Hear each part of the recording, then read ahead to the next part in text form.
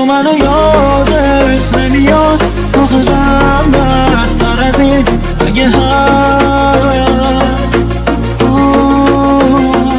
کاش میشه برگردیم عقب با یه مشتی به زمان اگه هست. همون از همون که نمون دو رفت، همون که نمون که نمون هست، همونی که مستی عشق و برون داشت. همون از همون که چشماشو هست رو عشقی که بود و هنوزم هست، هنوزم فکرش تو هر شب و هر روزم هست.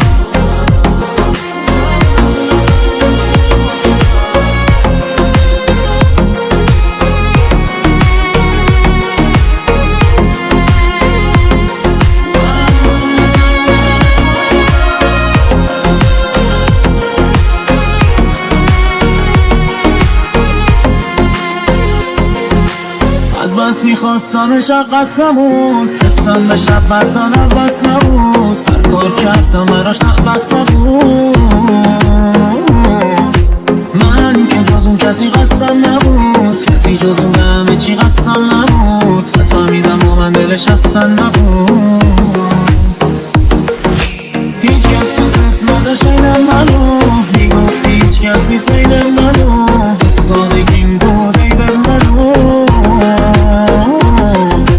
دروغ میگفتی تو ای به منو، میگفتی چی نمیخوای غیر منو، چی شد بیرو زدی غیر منو.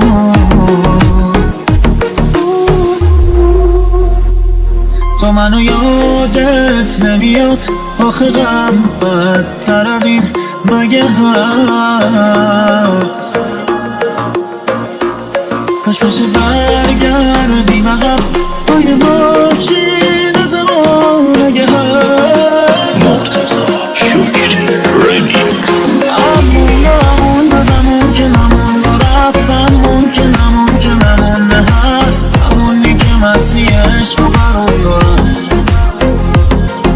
همون از همون که چشماشو بست رو عشقی که بود و هنوزم هست، هنوزم فکرش تو هر روز و شبم هست.